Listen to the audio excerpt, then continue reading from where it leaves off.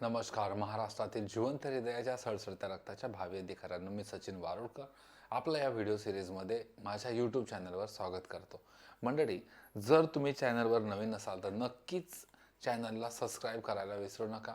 या व्हिडिओला लाईक करा आणि जास्तीत जास्त मित्रांपर्यंत नक्कीच शेअर करा.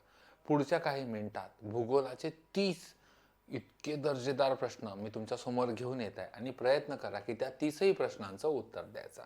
पहिला प्रश्न आपके सामने ये रहा.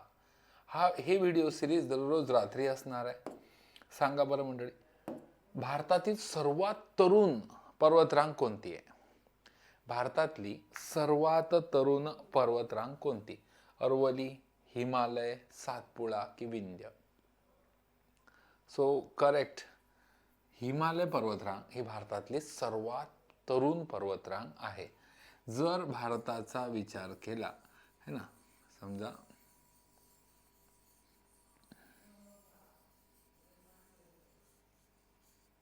परफेक्ट. सो याच्यामध्ये या ठिकाणी ही आहे आपली हिमालय है ना, या ठिकाणी आहे अरवली, विंध्य, सातपुडा, हा आहे पश्चिम घाट, हा आहे पूर्व घाट, इथं कार्डमम है ना, इथं राजमहल टेकड्या गारो, खासी, जयंतिया, बरेल आणि या पूर्वांचल हिमालय ज्याच्यामध्ये तुमचा नागा, मनी, मिझो ह्या हिल्स येतात. मग आता ह्यातलं सर्वात तरुण ह्या सगळ्या पर्वतरांगा आहेत ना मंडळी इथपर्यंतच्या, ह्या आहेत भारतीय द्वीपकल्पावरच्या. भारतीय द्वीपकल्प जसजसा उत्तरेकडे सरकत गेला तो सबमर्ज झाला. युरेशियाच्या प्लेटच्या खाली सबमर्ज झाल्यावर मग जी नवीन पर्वतरांग तयार झाली दॅट इज हिमालय. म्हणून ह्या प्रश्नाचं उत्तर की सर्वात तरुण लक्षात येते का, ही आहे हिमालय पर्वतरांग. परफेक्ट. इतकं डिटेल जर तुम्हाला एखाद्या गोष्टीचं माहीत असलं ना तर बातच काय, कोई नाही तुम्हाला मार्क्स छीनने वाला, बरोबर. म्हणून मला नेहमी माहिती असतं जेव्हा मी एखादा प्रश्न आणि तो डिटेल घेतो तो घायल तो यहाँ हर एक परिंदा है जिसमें फिर से उड़ने की ताकद वही जिंदा है. पुढचा प्रश्न तुमच्यासाठी, भारतातील सर्वात जुनी पर्वतरांग कोणती आहे सांगा मला. याच्या आधी होती ती तरुण, आता यातली जुनी कोणती आहे? अरवली, हिमालय, पूर्व घाट की पश्चिम घाट? याच्या आधीच्याच मॅपमध्ये आपण बघितलंय की नेमकं तरुण कशी, नकाशा बघितला, हिमालय सर्वात वरती आहे, मग अरवली आहे, विंध्य, सातपुडा, पूर्व घाट, पश्चिम घाट, गारो, खासी, जयंतिया, बरेल, पूर्वांचल हिमालय. तर ह्याची सर्वात जुनी पर्वतरांग म्हणजेच करेक्ट, ज्यांनी ऑप्शनमध्ये उत्तर दिलं अरवली पर्वतरांग. हा क्लास दररोज 9 वाजता असतो रात्री. सर्वांनी आपलं निवांत कार्यक्रम करून 9 वाजता अर्धा तास हजर राहावं. कांचनजंगा हे शिखर कोणत्या पर्वत प्रणालीत आहे? पूर्व घाटात आहे का, पश्चिम घाटात आहे का, हिमालयात आहे का सातपुड्यात आहे? कांचनजंगा हे भारतातलं सर्वात उंच शिखर दॅट इज हिमालय पर्वतरांग. सिक्कीम या राज्यात हिमालय पर्वतरांगेत कांचनजंगा हे उंच शिखर आहे. जर अशा प्रकारे भारताचा जर विचार केला है ना, सो याच्यामध्ये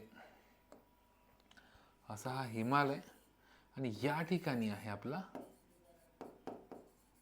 कांचनजंगा. इथं K2 म्हणजे गॉडविनास चेन, या ठिकाणी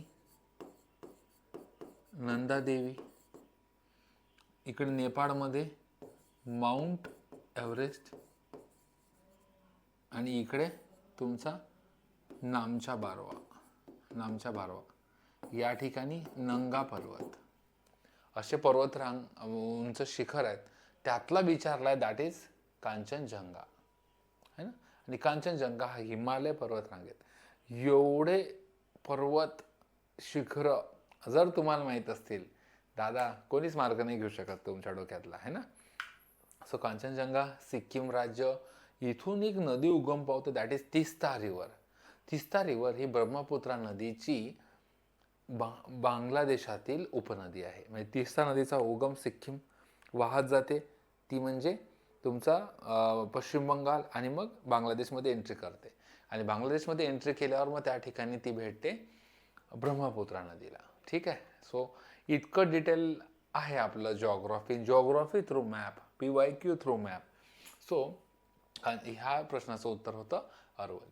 खालील हिमालय खालीलपैकी कोणती पर्वतरांग द्वीपकल्पाचा भाग आहे? खालीलपैकी कोणती पर्वतरांग ही भारतीय द्वीपकल्पाचा भाग आहे? आता बघा, हिमालय हा द्वीपकल्पाचा भाग आहे का? नाही आहे. आणि यातला काराकोरम, झास्कर, पीर पांजाल, धौलाधार हे हिमालयाचेच भाग आहे. ट्रान्स हिमालय हा सुद्धा हिमालयाचाच भाग आहे. सो सातपुडा हे उत्तर आहे. द्वीपकल्प भारताचा भाग म्हणजे सातपुडा पर्वतरांग आहे. ठीक आहे. पुढच्या प्रश्नाकडे बघू. नर्मदा नदी कोणत्या दोन पर्वतरांगेच्या दरम्यान वाहते? नर्मदा नदी कोणत्या दोन पर्वतरांगेच्या मध्ये वाहते? परत एकदा बघा, आपण जर असं बघितलं तर हा विंध्य, सातपुडा आणि या दोघांच्या दरम्यान वाहते ती नदी, दॅट इज नर्मदा. याच्या खालून वाहते ती पूर्णा.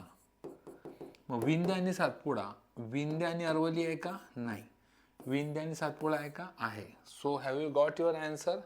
परफेक्ट. सो विंध्य आणि सातपुडा या दोन पर्वत प्रणालीच्या मध्ये वाहते ती नदी म्हणजे नर्मदा नदी. अन्यमलाई आणि निलगिरी ह्या कोणत्या पर्वत प्रणालीचा भाग आहेत?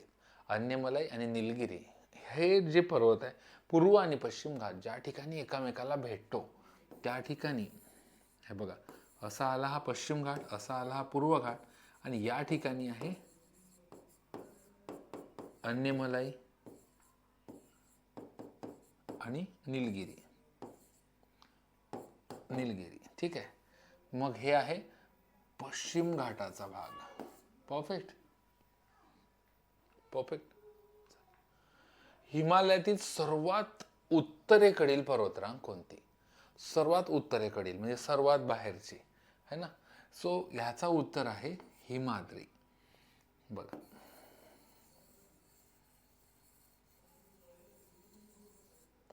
ह्याच्यात बघा असा आहे हा बाह्य हिमालय, मध्य हिमालय, बृहद हिमालय, शिवालिक आणि तराई. यातला हा बाह्य हिमालय म्हणजेच हिमाद्री. परफेक्ट आहे. हिमाचल हिमालय या ठिकाणी येईल. काराकोरम हा काश्मीर हिमालयातील काराकोरम, झास्कर, लडाख आणि पीरपांजाल ह्या त्याच्या उपरांगा. ठीक. पुढे जाऊया. धारवाड पर्वतरांग कोणत्या बाबतीत प्रसिद्ध आहे? चहाच्या लागवडीसाठी, कोळसाच्यासाठी, धातुयुक्त खनिजासाठी की द्राक्ष उत्पादनासाठी? धारवाड पर्वतरांग जनरली कुठं सापडते तर दक्षिण भारतात आणि ती कोळशांच्या साठ्यासाठी जास्त उपयुक्त. एक मिनिट धातू आणि खनिजांसाठी ती अत्यंत उपयुक्त अशी आहे. काराकोरम पर्वतरांग कोणत्या प्रदेशात आहे? आतापर्यंत काराकोरम ही 3 वेळा झाली. काराकोरम ही काश्मीर या भागात आहे. सो काश्मीर हे उत्तर आणि पश्चिम हिमालय. परफेक्ट. पश्चिम घाटात तर नाहीच आहे है ना. तर उत्तर आणि पश्चिम हिमालयात आहे काराकोरम पर्वतरांग. खालीलपैकी कोणती पर्वतरांग पश्चिम घाटाचा भाग नाही? कोणती पर्वतरांग पश्चिम घाटाचा भाग नाही? सो निलगिरी आहे का? मगाच बघितलं आहे. कार्डमम आहे का? आहे. अन्यमलई आहे का? आहे. तो सातपुडा हा सेपरेट पर्वत प्रणाली आहे. सातपुडा हे पश्चिम घाटाचा भाग नाही. सो मंडळी, यहाँ पर रुकते हैं. आज के लिए इतना ही. असे दररोज 10 प्रश्न घेऊन मी सचिन वारोडकर तुमच्या समोर दररोज रात्री 9 वाजता याच यूट्यूब चॅनलवर येत जाईल. जर तुम्ही चॅनलवर नवीन असाल तर चॅनलला सबस्क्राईब करायला विसरू नका.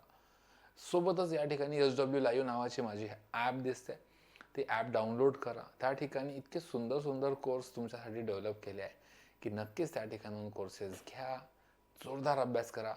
कोणत्याही परीक्षेसाठी म्हणजेच UPSC असेल, MPSC असेल, MPSCमध्ये वेगवेगळ्या एक्झाम्स आहेत, म्हणजे अजून रिटर्नचं नाही बरं का, त्या सर्व परीक्षेसाठी मॅथमॅटिक्स, रिझनिंग आणि जॉग्राफी, पोलीस भरती किंवा सरळ सेवा याच्यासाठी नक्कीच माझ्या कोर्सेसचा फायदा होईल. एवढंच बोलून थांबतो. जय हिंद, जय स्वच्छ भारत. तुमचा सचिन वाडकर. थँक्यू.